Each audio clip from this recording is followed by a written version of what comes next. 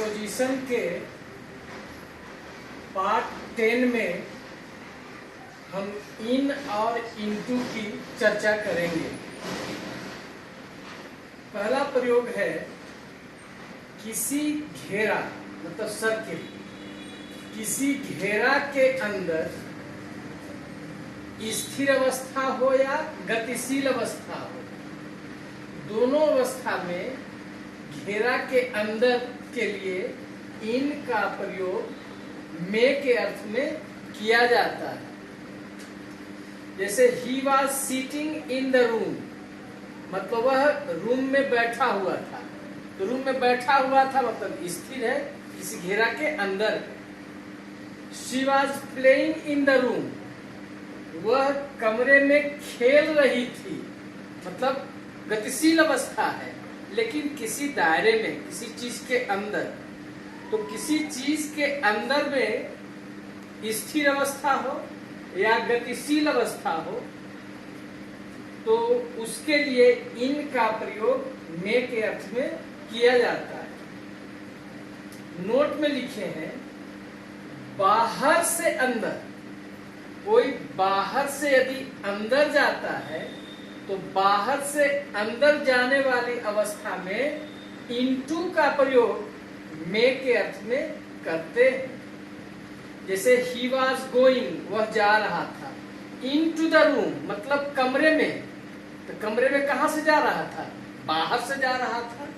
इसका मतलब बाहर से अंदर जाने की स्थिति में हम इनटू का प्रयोग करते हैं। पॉज करते हैं। दूसरा प्रयोग देखिए, इसमें बड़े स्थान के पहले इन तथा छोटे स्थान के पहले एट का प्रयोग करते हैं। जैसे आई लीव एट पटना इन बिहार। अब इसमें पटना छोटा स्थान है तो एट का प्रयोग हुआ, बिहार बड़ा स्थान है तो इन का प्रयोग हुआ। तीसरा प्रयोग मंथ, ईयर, सीजन, फेस्टिवल बताने में इन का प्रयोग में के अर्थ में करते हैं। जैसे इन अप्रैल, अप्रैल में, इन 2010, 2010 में, इन विंटर, जाड़े में, इन समर, गर्मी में, इन दुर्गा पूजा, दुर्गा पूजा में, इन क्रिसमस, क्रिसमस में, इन ईद, ईद में। अर्थात इस मंथ, ईयर, सीजन और फेस्टिवल बताने के लिए भी इन का प्रयोग करते हैं। चौथा प्रयोग है मॉर्निंग, आफ्टरनून, इवनिंग, नाइट तथा दिशा, डायरेक्शन के पहले इन प्लस दी का प्रयोग करते हैं। इन भी लगता है और दी भी। जैसे in the morning, in the evening, in the afternoon, in the north, in the south, in the east, in the west. अब इसमें नोट में दो बात याद रखिएगा। यदि नून सिर्फ लिखा हुआ रहे तो नून के पहले एट का प्रयोग होगा। दूसरा नोट में है कि इन द नाइट का अर्थ कोई खास रात, और एट नाइट का मतलब जनरल, सामान्य रात। जैसे हम लोग रात में रोटी सब्जी खाते हैं तो जनरल रात है तो इसमें एट नाइट का प्रयोग करते हैं। लेकिन कोई बारात पार्टी में जाते हैं, डिनर लेते हैं, स्पेशल खाना रहता है तो वह रात खास रात होती है, तो उस स्थिति में इन द नाइट का हम प्रयोग करते हैं। पांचवा प्रयोग है पोशाक, आप क्या पहने हुए हैं, पोशाक बताने में इन का प्रयोग करते हैं। जैसे Rahul was in T shirt but his wife was in sari.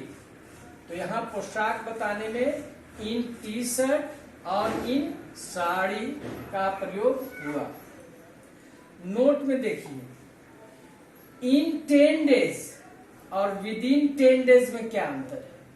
In 10 days का मतलब हुआ 10 दिनों में, अर्थात 10 दिन बिता करके। और विद इन 10 days का मतलब 10 दिन के अंदर ही, मतलब 10 दिन पूरा नहीं होगा, 10 दिन के अंदर ही। तो यदि कोई व्यक्ति कहता है कि मैं इन 10 days में लौटूंगा, इसका मतलब वह 10 दिन बिता करके आवेगा। और विद इन 10 days कहता है तो इसका मतलब कि वह 10 दिन पूरा होने से पहले लौट सकता है।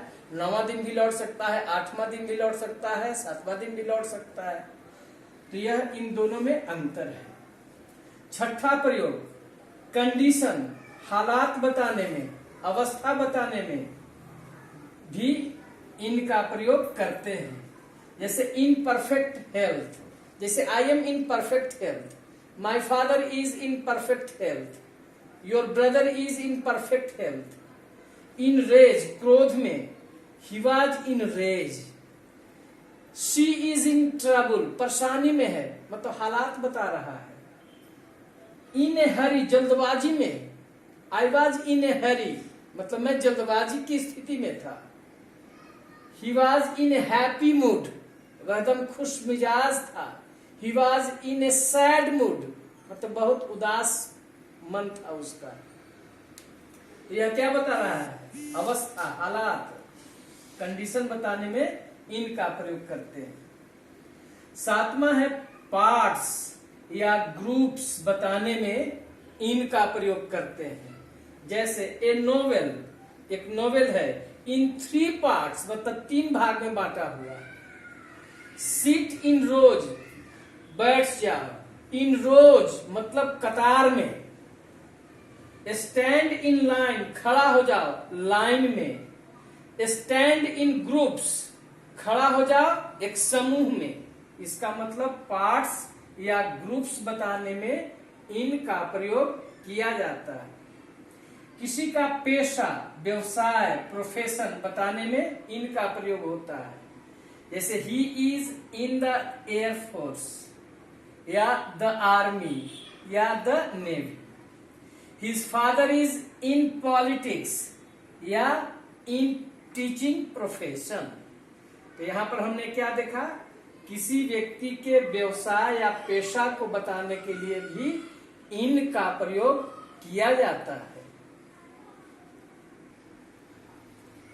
9वां प्रयोग है मीडियम, माध्यम, मीन्स, तरीका तथा मटेरियल बताने में भी इनका प्रयोग किया जाता है। जैसे प्लीज स्पीक इन इंग्लिश, तो इन इंग्लिश क्या बता रहा है? मीडियम बता रहा है। Write your message in code, in code, code word में लिखो, यह तरीका बता रहा है, मीन्स, तरीका। Write your essay in ink, कहता है कि अपना जो एसे है लिखो इन इंक। इन इंक क्या बता रहा है? मटेरियल बता रहा है। इन कोड क्या बताया? मीन्स। इन इंग्लिश क्या बताया? मीडियम। 10वां प्रयोग है अवस्था में परिवर्तन।